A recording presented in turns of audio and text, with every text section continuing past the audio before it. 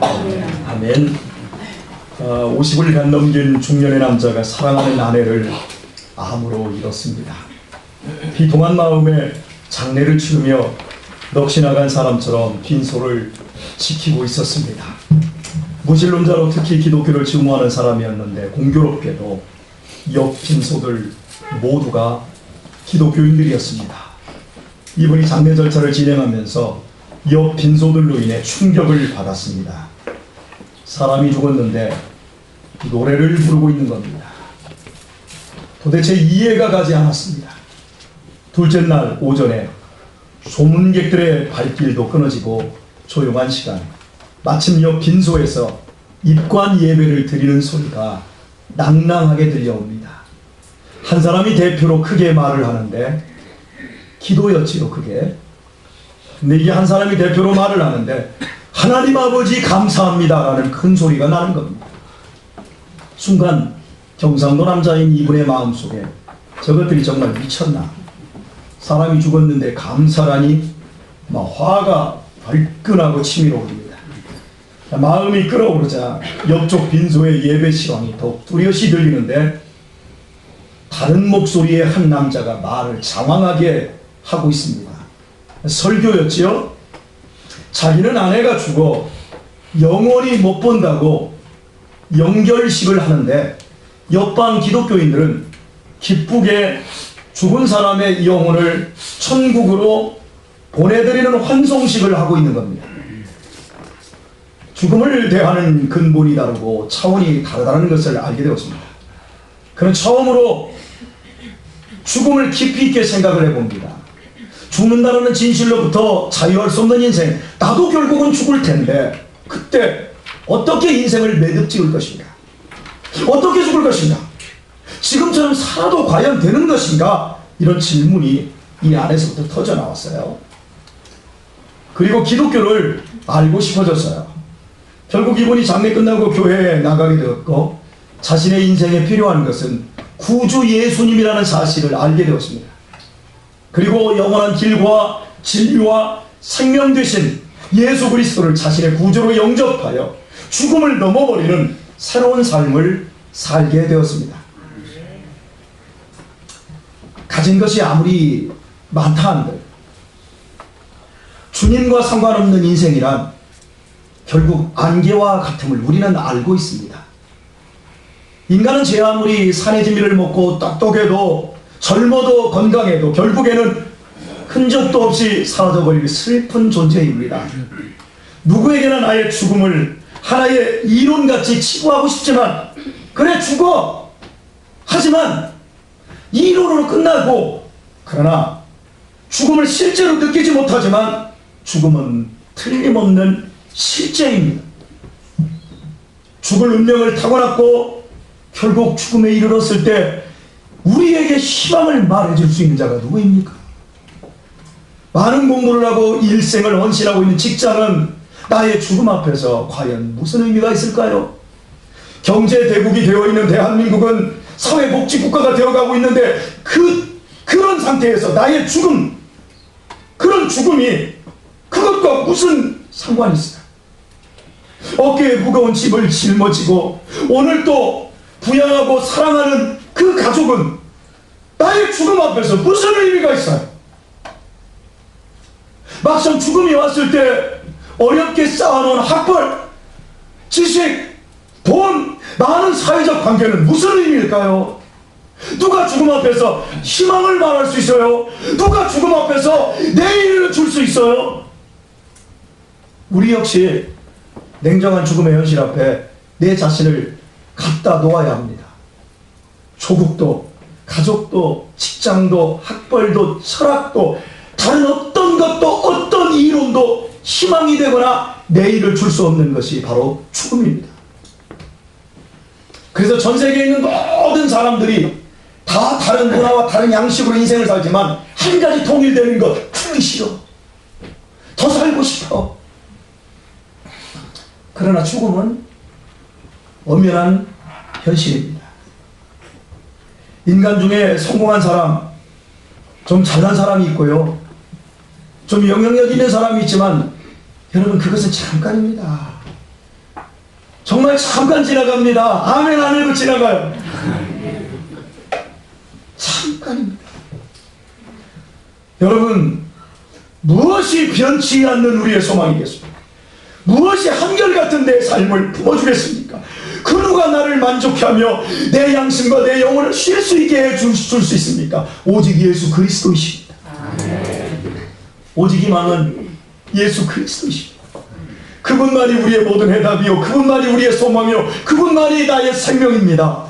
자아를 성취해라, 비전을 가져라, 정상을 정복해라, 공무원이 되라, 교사가 되라, CEO가 되라, 삼성에 들어가라. 그것이 인생의 목표라고 하지만 예수 그리스도 없으면 물거품입니다. 인권, 평화, 사랑, 행복, 자유, 낭만 이런 것들이 예수님을 만나지 못하면 지푸라기에 불과합니다. 눈에 보이는 것들은 잠깐이고 반드시 지나갑니다. 나를 행복하게 해줄 것 같은 예쁜 외모, 지금 막 거울을 보면서 막 우와, 화장했을 때와 안 했을 때 여자들은 막 그 만족감이 전혀 다르지. 화장하기 전에 얼굴을 보면서 이 쌍판 되게 누구 거야. 근데 화장을 딱 해놓고 우와, 화장을 지울 때 메이크업 막 결혼하고 어딜 때 막 10만원짜리 딱 해놓고서나 만족할 때 저녁에 와서 정말 지우기 싫지요. 나를 행복하게 해줄 것 같은 예쁜 외모, 우리의 자랑인 든든한 직장, 화려한 성공, 그 모든 것은 죽음 앞에 이슬입니다. 이슬. 정말 우리 평생에 놓칠 수 없는 것, 정말 우리 인생의 위대한 결국은 예수 그리스도이십니다. 우리의 삶의 예수 그리스도는 실제 중에 실제입니다. 그 주님께서 이 시간 텁텁한 우리의 양심과 마음을 하나님의 말씀으로 만져주시기를 축복합니다. 아멘. 우리는 바울이 밀레도에서 에베소의 장로들에게 행한 마지막 고별 설교를 살펴보고 있는 중입니다. 4번에 걸쳐서 살펴본 것은 바울이 죽음의 길이 될 것을 알면서도 예루살렘으로 직진하겠다라고 하는 유언의 내용이었습니다. 그리고 그 유언은 오늘 25절로 이어지고 있습니다. 다시 한번 읽을까요? 25절 한번 다시 한번 읽습니다. 의미를 한번 생각하면서 다시 한번 25절을 읽어주시기 바랍니다. 시작!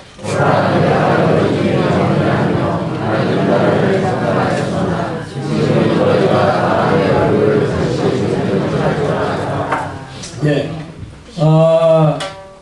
이렇게 시작됩니다. 보라! 우리말 보라로 번역된 헬라어 이두는 감탄을 표할 때 또는 상대의 이목을 집중시켜 보세요! 봐! 자! 이런 뜻이에요. 이런 말. 예, 상대의 이목을 집중시키거나 경각심을 일깨울 때 또는 특별히 자신의 말을 강조하고자 할 때 사용되는 지시불변사로 영어의 be hold에 해당합니다. 그러므로 바울은 자신이 하고 있는 유언에 대해 에베소 장로님들의 이목을 집중시키고 그리고 강조하고 경각심을 지금 높이려 하고 있는 겁니다. 또한 헬라어 원문에는 보라는 이 지시불변사 후에 한글 성경과는 순서가 사뭇 다르게 기록되어 있는데 이렇습니다. 그대로 제가 한번 직역해 볼게요. 자, 보십시오. 나는 알고 있습니다.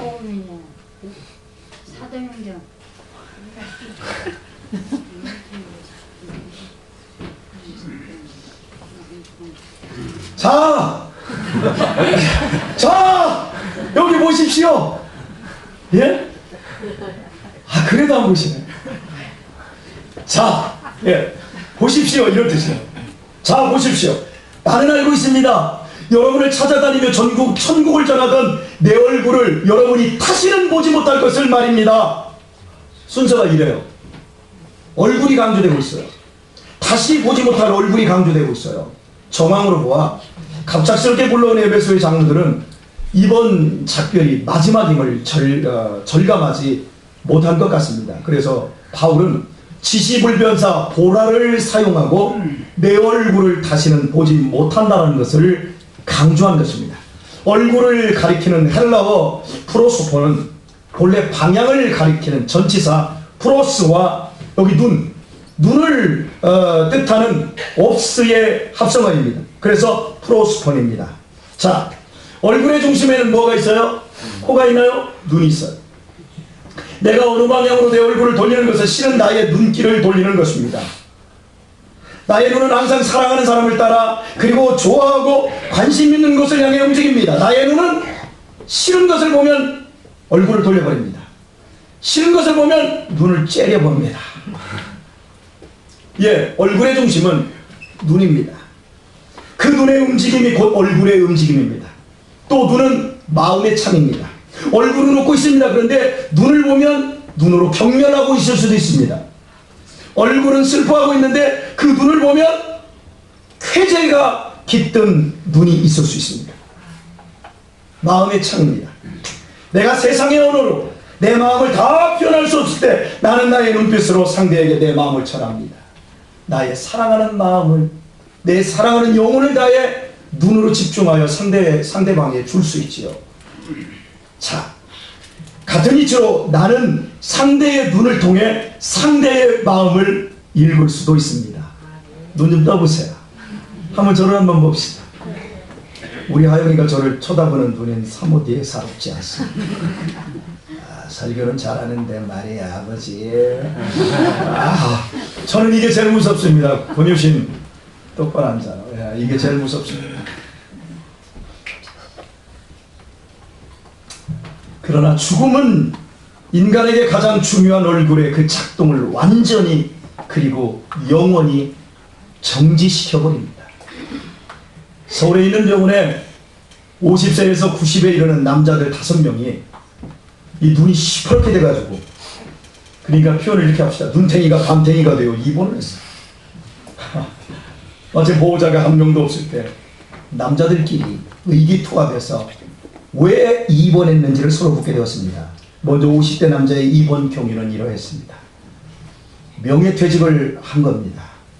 그래서 집에 있는데 아내가 외출해서 늦더랍니다. 그래서 저녁 때쯤 되어 배고파서 전화를 걸었습니다. 빨리 들어오라고 했다가 유도 국가대표 출신 아내에게 얻어맞았답니다. 60대의 남자 입원 경우는 이렇습니다. 퇴직금까지 아내에게 다 갖다 바쳤어요. 그리고 집에서 매일같이 눈치 보면서 사는데 이 아내가 놀러만 다니는 겁니다. 그래서 한 번은 어디 가냐고 물었더니 태권도 국가대표 출신인 아내의 주먹이 눈으로 다가왔답니다. 70대의 할아버지는 아내가 외출하는데 곱지 않게 쳐다봤다고 야구 국가대표 출신인 아내의 신발이 눈으로 날아왔답니다. 그런데 80대부터는 운동하고는 전혀 상관이 없어요. 80대의 할아버지의 입원 경위는 이렇습니다. 할머니가 아침에 눈 떴다고 그냥 패더랍니다. 90대 할아버지는 더 기가 막힙니다. 황 목사님 조심하십시오. 저녁에 그냥 자는데 갑자기 할머니가 문 열고 들어오더니 당신 친구들은 다 산에서 자빠져 자는데 당신 왜 방에서 자빠져 자냐고 막 패더랍니다.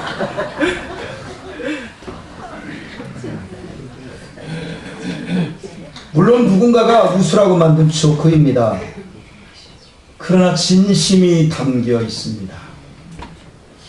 아내들이 남편의 얼굴을 꼴도 보기 싫어하며 죽기를 원하는 마음이 담겨 있습니다.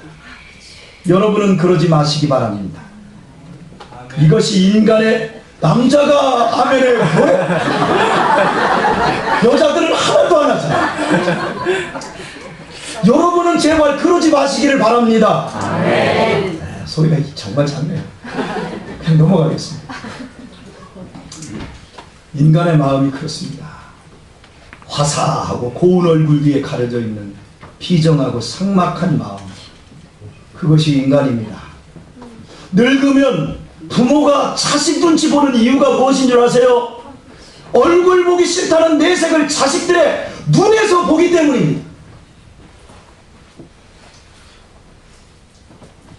그렇게 살 바에는 차라리 죽는 것이 낫지 않겠냐고 하는 그 모습이 자식의 얼굴에 깃들어 있기 때문입니다.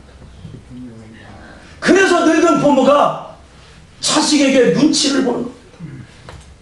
세월 속에서 사랑 가득하던 눈에 증오가 배이고 얼굴은 굳어가는 것이 인간입니다. 나는 아닐 것 같지요? 저도 그랬어요. 주의하셔요. 창세기 11장에는 바벨탑 사건이 나옵니다. 우리는 바벨탑 사건이라고 하는데 원래 바벨성 사건입니다.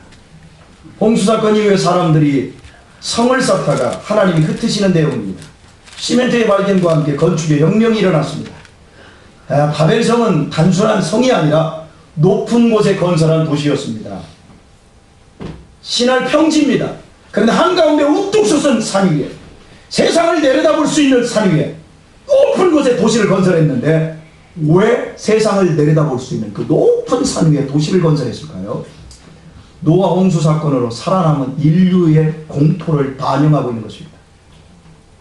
이제는 더 이상 하나님을 겁낼 필요 없다는 것입니다. 홍수의 높이보다 7m 더 높은 그 더 높은 곳에 도시를 건설하고 방수대인 역청으로 바르면 절대로 홍수가 나도 물이 침범치 않는다고 생각하는 것입니다. 바벨성을 쌓으면서 사람들의 대화를 창세기 11장 3절과 4절은 이렇게 말하고 있는데 이렇습니다. 서로 말합니다. 자! 지시불변사가 나옵니다. 자! 벽돌을 만들어 견고히 곡제하고 이에 벽돌로 돌을 대신하여 욕청으로 진흙을 대신하고 또 말하되 자! 지시불변사가 또 나옵니다. 성과 대를 쌓아 대꼭대기를 하늘에 닿게 우리 이름을 내고 온 짐에 흩어짐을 변하자 하였더니 지시불변사 자가 2번 나오고 있습니다. 자신들이 하는 일에 스스로 감탄하고 있어요. 그리고 이목을 집중하고 있는 것입니다. 하나님을 이길 수 있다는 것입니다. 하나님을 더 이상 두려워할 필요가 없다는 것입니다. 또한 하나님을 향해서도 우리가 이 정도 실력이라는 사실을 강조하면 하나님, 당신도 이제부터 경각심을 가져야 합니다. 도시 문명의 시스템 속에서 우리는 하나님이 필요 없는 존재로 되어가고 있습니다. 사회복지 시스템 속에서 노후 대책 다 되고 의료보험 대책 다 되고 괜찮아! 이제부터는 하나님 더 이상 믿을 필요 없어요. 자, 우리가 이만큼 바벨성을 이루었어. 그러자 이런 상황에 대해 하나님께서 7절에서 이렇게 말씀하십니다. 자, 우리가 내려가서 하나님도 지시불변사를 사용하셔요. 자, 우리가 내려가서 거기서 그들의 언어를 혼잡하여 그들로 서로 알아듣지 못하게 하자 하시고 하나님 역시 보란듯이 지시불변사 자로 말씀합니다. 하나님을 경멸하면 하나님이 멸시합니다. 하나님을 멸시하면 하나님은 그 인간을 경멸합니다. 똑같이 돼요. 교만하지 마십시오. 하나님 역시 자, 지시불변사로 말씀하시며 이 교만한 사람들을 흩어버리십니다. 아니, 스스로 흩어져 버립니다. 그들은 서로의 얼굴을 쳐다봐도 도대체 입에서 나오는 말이 무슨 말인지 알아들을 수 없습니다. 얼굴의 중심인 눈을 마주해도 마음과 마음이 통하지 않습니다. 결국 그들의 얼굴은 있으나만 하였습니다. 그들의 얼굴에서 나온 모든 소통의 기능은 완전히 정지되었습니다. 어찌 피조물인 사람이 창조자이신 하나님을 이길 수 있으며 어찌 유한한 인간이 무한한 하나님을 대항할 수 있겠습니까? 그러나 안타깝게도 인류는 하나님을 이길 수 있다고 생각합니다. 또한 거스려도 괜찮다고 생각합니다. 그로 인해 인간에게 내려진 저주와 같은 운명은 얼굴은 있지만 눈깔은 있지만 하나님의 얼굴을 볼 수 없고 그 눈으로 진리를 분별할 수 없게 되었습니다.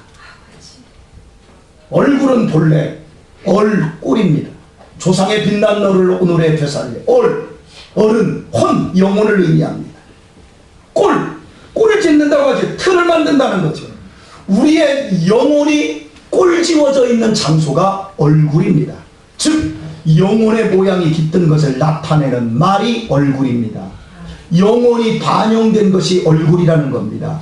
그러나 가면으로 일관하는 인간의 얼굴은 외형만 화려하고 예쁘게 가꿀 뿐 얼굴의 진짜 모양인 영혼은 사나워지고 피폐해졌습니다. 또한 사람들 사이에서도 그 얼굴은 철저히 마음을 가리고 외식과 가식으로 일관하는 가면이 되고 말았습니다. 어머 사모님, 어머 사장님. 얼굴은 그렇게 하고 근사하게 말하지만 실제는 속으로 니까지 이렇게 서졌냐? 예. 그래서 모든 인간은 평생토록 하나님을 대항하는 바벨성만을 쌓다가 죽음과 함께 영원히 지옥에서 멸망하고 있습니다. 검찰은 지난달 15일 강남에 있는 중학교에 재직 중인 31세의 여교사를 존속 살해 예비 혐의로 긴급 체포했습니다.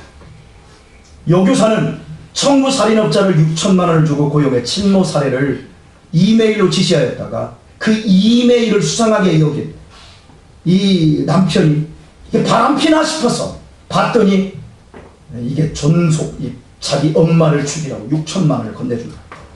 그래서 이 남편이 신고하여 엄마를 죽이지는 못하고 미수에 그쳤습니다. 그녀의 범행 동기는 어머니가 가진 상당한 재산을 상속받고자 벌인 일이었습니다. 가만히 있어도 그 엄마가 이 31살이면 이 큰딸이면 그 엄마가 지금 나이가 몇 살이겠습니까? 60 언저리일 것 같아요. 앞으로 살면 한 20년 30년 살 거니까 그때까지 못 기다리겠다는, 그러니까 엄마를 죽여달라는 거예요. 수년 동안 선생님으로서 강단에 섰을 이 여선생님의 얼굴을 한번 생각해 보십시오. 얼마나 자유롭고 고운 얼굴로 학생들을 만나면 또한 그의 입에서 얼마나 교양 있는 말들이 흘러나왔겠습니까? 그러나 그 모든 것들은 그의 흉악한 영혼을 가려주는 가면이었습니다. 그의 진짜 영혼은 사악한 악마였습니다. 이 잔혹한 여선생이 선생이 되기까지 얼마나 열심히 공부했고 그 어렵다는 교대를 들어갔고 얼마나 많은 교양과 지식을 쌓았겠습니까? 얼마나 부러웠겠습니까? 그러나 그의 영혼은 악마를 조금 더 벗어나지 못한 채 학벌과 교양의 가면만 고급스러워졌을 뿐입니다. 그의 제자들 가운데는 그의 얼굴에 속아 그녀를 존경하며 진심으로 따른 제자들도 있었을 것입니다. 이제 교정을 떠나 감옥에 있는 그녀의 얼굴을 그 제자들이 어떻게 기억하게 될 것 같습니까? 실력이 있었던 31살의 선생님이 아닌 인두껍을 쓴 인간 백종으로 기억할 것입니다. 하나님을 떠난 인간의 말로는 정도의 차이만 있을 뿐, 겉만 화려할 뿐, 내면의 사악함과 부패를 면할 길이 없습니다. 에베소 장로님들이 다시는 못 보게 될 바울의 얼굴은 어떤 얼굴이었겠습니까? 이런 악마의 얼굴이었겠습니까? 가면으로 일가려며 살아온 바울의 얼굴이었겠습니까? 아닙니다. 그랬다면 내 얼굴 보라고 못해요. 철저히 하나님의 얼굴을 대면하며 살아온 얼굴이었습니다. 자신의 기득권과 부귀 영화의 달콤함을 누릴 수 있었음에도 그것들을 누리지 않고 하나님의 복음 전파를 위해 다 포기하고 오직 주님께서 주신 사명을 위해 선한 싸움을 승리한 개선 장군과 같은 얼굴이었습니다. 비록 당시의 평균 나이를 훌쩍 넘은 노년의 얼굴로 훌쩍 벗어진 대머리와 검버섯이 피고 수염으로 지저분한 얼굴이었을 망정, 바울의 얼굴은 하나님의 얼굴을 바라보며 살아온 경건한 얼굴이었습니다. 비록 눈에 눈병이 걸렸지만, 비록 눈이 시력이 멀어가고 있지만 그의 눈은 진리의 미소로 형령했을 것입니다. 바울은 바로 그 얼굴을 다시는 보지 못할 것이라고, 보라! 내 얼굴을 보라! 다시는 보지 못할 것이다 말하고 있는 것입니다. 이 유언을 통해 바울이 에베소 장로들의 심령에 새겨주기 원했던 메시지가 무엇일까요? 단순히 내 얼굴을 기억해달라는 것일까요? 그거 기억해서 뭐 하려고요? 아닙니다. 내 얼굴처럼 여러분들도 살아달라는 것입니다. 자신이 살아온 하나님의 나라를 위한 삶을 당신들도 살아내요. 내 얼굴 같은 얼굴로 마지막에 서라는 것입니다. 저는 유복자로 태어났음을 여러분은 익히 알고 계십니다. 저는 아버지 얼굴을 못 봤습니다. 세상에 태어나고 보니 아버지께서 돌아가셨습니다. 할아버지께서는 아버지보다 5년을 더 사시다가 돌아가셨습니다. 제 나이 6살이었습니다. 제 어린 기억으로 저의 조부께서 돌아가신 날은 저희 집 모내기 하는 날로 보슬비가 내리고 있었습니다. 어머니께서는 부엌에서 품앗이꾼들 참을 만들고 계셨고, 할아버지께서 오랜 병으로 방 아랫목에 누워 계셨는데 저는 그때 할아버지 옆에서 놀고 있었습니다. 그런데 어머니께서 방으로 들어오시더니 자꾸 우시면서 할아버지와 무슨 말씀을 나누셨어요. 그리고 어머니께서 저를 부르시더니 할아버지 앞으로 저를 바짝 이끄셨어요. 그때 할아버지는 저를 매우 불쌍한 눈으로 쳐다보시며 눈에서는 눈물이 그렁그렁 맺혔습니다. 그리고 입으로 자꾸 무슨 말을 하려고 하는데 저는 그 소리를 듣지 못했는데 어머니가 귀에다가 바짝 대고 그 소리를 들었어요. 그리고 저한테 나중에 얘기해 주신 할아버지의 마지막 말씀은 저를 바라보시면서 불쌍해서 어쩌나, 바로 불쌍해서 어쩌나 하는 소리를 하시고는 목에서 힘이 쏙 빠져버리셨고 어머니는 아이고 하면서 통곡하셨습니다. 제 조부께서는 그렇게 세상을 떠나셨습니다. 저는 그때의 할아버지의 눈과 나중에 들었던 할아버지의 그 말을 잊을 수가 없습니다. 44년이 지났지만 나를 바라보시던 그 처량한 눈빛, 그리고 입에서 나온 한탄이 잊혀진 날이 없었습니다. 병약한 어린 손주, 아버지 없이 태어나 가난한 집안에서 생선장사하는 어머니의 품 안에서 험악한 인생을 살아갈 것을 생각하니 제 조부의 억장이 무너졌던 것입니다. 그러나 교우 여러분, 오늘 제가 불쌍한 사람인가요? 제 얼굴을 쳐다보면 불쌍해서 눈물이 맺을 정도로 불쌍합니까? 제 얼굴을 보고 있나가면 불쌍해서 어쩌나 하늘에는 한탄이 나오지요? 도와주세요. 아닙니다. 귀공자 같지는 않지만 귀티는 좀 흘러요. 아멘 안 해도 돼요. 제 얼굴이 험악한 얼굴이 아닌, 그래도 여러분 나이 50에 평안함이 깃든 중년의 여유 있는 얼굴 아닌가요? 그죠? 대체 조부의 눈에 불쌍하고 한심스럽게 비쳤던 6살 어린 손주가 어떻게 이렇게 오늘 잘 살고 있는 것일까요? 하나님의 은혜입니다. 육신의 아버지는 제게 아버지 얼굴도 땅 한 평도 물려주지 못하고 제게 불쌍한 현실만을 물려주셨지만 하나님 아버지께서는 불쌍한 현실을 이길 믿음을 제게 주셨습니다. 제 할아버지는 제게 연민의 눈물만을 주셨지만 우리 하나님은 저에게 예수 그리스도의 구원의 피를 주셨습니다. 조부께서는 제게 불쌍해서 어쩌나 하는 유언을 남기셨지만 하나님은 저에게 성령을 주셔서 불쌍함을 이기게 해주셨습니다. 저는 정말 불쌍했지만 우리 주님의 은혜로 믿음을 따라 불쌍함을 이기게 하셨고 더더욱 앞으로도 이기게 해주실 것을 저는 믿고 있습니다. 여러분들도 믿게 되기를 축복합니다. 인생 50줄에 들어선 저는 제 얼굴에 대해서 더욱 심각하게 고민하고 있습니다. 날마다 늙어가며 싱그러움은 줄어들고 메마르고 건조한 얼굴은 점차 노인으로 바뀌어 갈 것입니다. 집에서 밖으로 나올 때마다 얼굴에다 로션을 항상 바릅니다. 예전에는 그냥 아침에 이렇게 한 번만 바르고 말았는데 수시로 나올 때마다 이렇게 바르고 왜 물기가 없어졌어요? 젊고 푸르기를 원하는 마음은 어리석은 생각이지요. 젊어 보일 수는 있지만 절대 젊을 수는 없습니다. 다만 늙어가는 제 얼굴에 탐욕이 머물지 않고 표독스럽지 않기만을 바랄 뿐입니다. 더 나아가 풍성한 여유와 도타운 정과 따뜻한 미소가 가득 담겨지는 얼굴이 되기를 바라고 있습니다. 소원입니다. 이 모든 저의 소원은 소원만 가지고는 어림없는 일임을 저는 잘 알고 있습니다. 제 삶을 제가 소원하는 대로 그렇게 따뜻하고 반듯하게 살지 않고는 결코 가질 수 없는 얼굴이 노년의 얼굴입니다. 예수님의 육신의 동생이었던 야고보는 행함이 없는 그리스도인을 향해 야고보서 4장 14절 이하에서 이렇게 경고를 했습니다. 누구요? 믿는다 그러는데, 예수님을 믿고 예배를 드리는데 행함이 없는 그리스도인, 세상 사람을 향해서 말하는 것이 아니라 행함이 없는 그리스도인을 향해 이렇게 경고했습니다.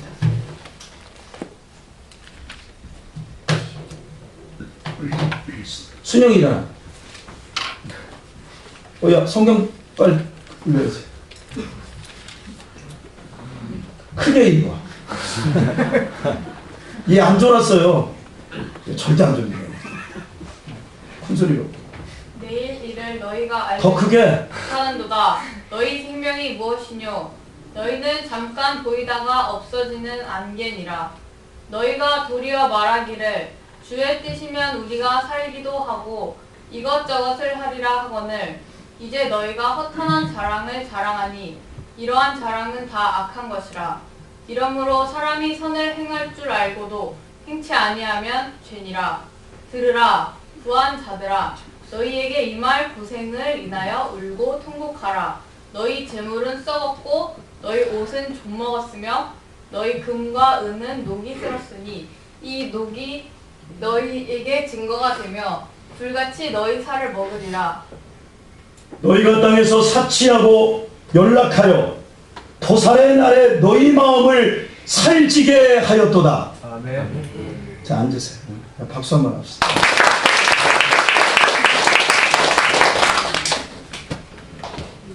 선을 행할 줄 알고도 행치 않습니다. 그러나 부한 자들아, 너희에게 임할 고생을 인하여 울고 통곡하라. 너희가 땅에서 사치하고 연락하여 도살의 날에 너희 마음을 살찌게 하였도다. 여러분, 불신자에게 주는 경고가 아닙니다. 우리처럼 예수님을 구주로 믿는 성도들에게 주신 경고입니다. 그런데 야고보 사도는 어찌 성도의 죽음을 도살의 날이라고 말하는 것일까요? 도살이 무엇이에요? 소, 돼지, 닭, 개를 식용을 쓰기 위해 죽이는 것을 도살이라고 하는데 어찌 성도의 죽음이 도살이 될 수 있습니까? 도살당하는 소나 돼지나 개의 두려움에 가득한 얼굴과 그 절망의 눈빛을 보셨습니까? 예수님을 구주로 믿어 구원을 받고 이슬과 같은 인생을 보석처럼 살 수 있는 기회를 엄연히 받았음에도 오직 자기 몸부심과 육신의 안일과 쾌락만을 위해 산 삶의 결과란 마지막 날 죽을 때 도살 당하는 사람의 얼굴과 눈빛을 우리 얼굴에서 쓸어낼 수 없다는 뜻입니다. 저는 많이 보았습니다. 믿는 사람들이 마지막 죽을 때 그 얼굴에 도살 당하는 사람의 얼굴, 지금은 다르지 않아요. 지금은 다 화장하고요. 지금은 다 교양 있게 다 웃고 나도 미치요. 하나님의 은혜지. 그런데 막상 죽음의 끝자락에 가면 그 얼굴이 변합니다.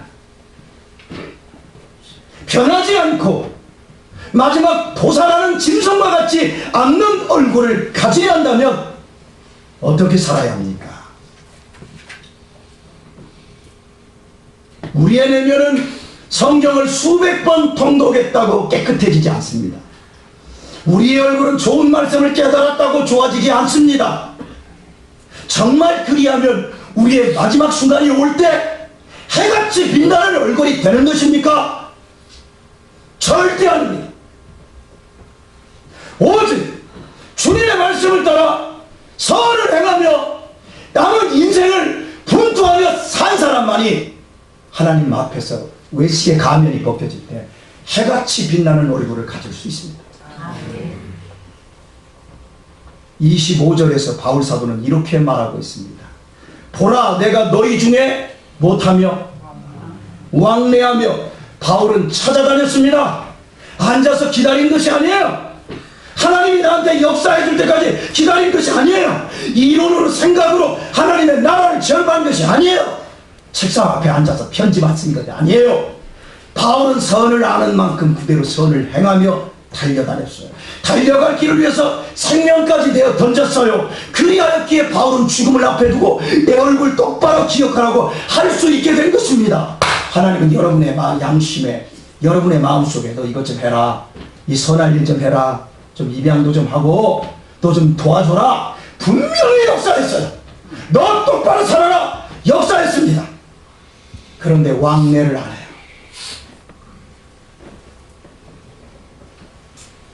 선을 아는 만큼 그대로 선을 행하셔야 합니다. 바울은 자기의 생명을 그리 내어 던졌습니다. 그리했기에 바울은 죽음을 앞에 두고 내 얼굴 똑바로 기억하라고 할 수 있게 되었습니다. 그리고 그와 같은 바울의 메시지는 여러분도 내 얼굴처럼 살아달라는 뜻을 담아낼 수 있었던 것입니다. 은혜 받은 말씀을 삶의 현장에서 심고 오래 참음과 인내로서 가꾸어 나갈 때만이 도살의 날이 아닌 영광의 날이 될 것입니다. 저는 우리 교우 중에 한 분이 세상을 떠날 때 심장 몸뚱이가 마지막 호흡이 거칠어져서 여기가 호흡을 하려고요. 보세요. 이게 숨이 안 쉬어지니까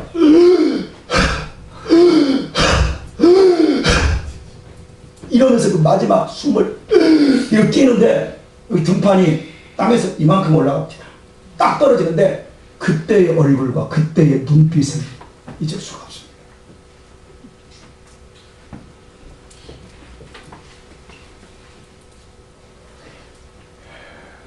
은혜 받은 말씀을 삶의 현장에 심지 않으면, 그리고 오래 참음과 인내로서 가꾸어 나가지 않으면 우리의 마지막 날은 영광의 날이 아닌 도살당하는 얼굴이 될 것뿐입니다. 오늘 명절 앞에도 무시무시한 설교를 하게 되어서 죄송합니다. 그런데 말씀을 맺겠습니다. 지금 내 얼굴은 어떤 얼굴입니까? 곱습니까? 그냥 알아주는 얼굴이십니까? 그러면 그 얼굴, 마지막 죽음의 날에는 어떤 얼굴이 될까요? 지금처럼 똑같은 얼굴 되기를 축복합니다. 아멘. 나밖에 모르는 세상의 욕망에 이끌어진 얼굴입니까? 아니면 타인의 아픔을 공감하고 교회의 복음 사역에 동참하며 나누기를 잘하는 복된 얼굴입니까? 우리가 이 세상을 떠난 뒤 사람들이 나를 어떤 얼굴로 기억할 것 같습니까? 내가 세상의 마지막을 떠날 때 내 얼굴을 나의 자녀들이 어떤 모습으로 기억하기를 원하십니까? 햇빛에 새까맣게 그을려도 괜찮습니다. 주름이 자글자글해도 괜찮습니다. 검버섯이 얼굴 전체를 덮고 있어도 괜찮습니다. 중요한 것은 영혼의 상태입니다. 뽀얗고 매끈하다고 좋은 것 아닙니다. 중요한 것은 내 영혼입니다. 선을 행하십시오. 선을 행하십시오. 말씀이 증거하고 성령께서 양심에 역사하는 대로 선을 행하며 사십시오. 위대한 일을 하라는 것이 아닙니다. 큰 일을 해내라는 것이 아닙니다. 내가 할 수 있는 작은 일을 하십시오. 지극히 작은 자를 주님께 하듯 섬기시고 지극히 작은 일을 충성스럽게 하십시오. 그리하면 주님께서는 그 보잘것없는 작은 것을 크게 보실 것입니다. 해보십시오. 행복할 것입니다. 나이가 먹고 늙어가는 것이 즐거울 것입니다. 얼굴에 찍어바르려고 그 많은 돈이 들어가지만 이걸 막아낼 수 없습니다. 그러나 내 양심에 하나님의 말씀으로 행함으로 이 양심을 가꾸면 삶을 살아갈수록 마지막이 점점 가까울수록 오히려 얼굴은 해같이 빛나게 될 것입니다. 양심으로부터 나오는 담대함과 여유, 그걸 가지십시오. 저는 어제 깜짝 놀랐습니다. 우리나라 청소년들의 70%가 우울증이랍니다. 왜요? 나눠줄 줄을 몰라요. 사랑만 받으면 좋은 사람이 되는 줄 알아요. 따뜻한 분위기에서 좋은 사람이 되는 줄 알아요. 절대 안 됩니다. 어려서부터 나눠주는 걸 부모가 훈련시켜서 나눠주고 베풀어주고 이래서 그 사람이 나중에 커서 나눠줄 줄도 알게 되는 거예요. 그냥 받기만 했어요. 그래서 썩어가고 있어요. 여러분, 양심으로부터 나오는 담대함과 여유, 선을 행하며 하나님의 말씀대로 사는 겁니다. 이렇게 살면 우울증이 자리하지 못할 것이며 불면증에 시달리지 않을 것이며 신경쇠약에 걸리지 않을 것입니다. 더욱이 공황장애도 없을 줄 믿습니다. 부디 지혜로우셔서 나의 마지막 날이 도살의 날이 아닌 기쁜 얼굴로 주님 만나러 가시는 날 되기를 주의 이름으로 축원합니다. 찬양하는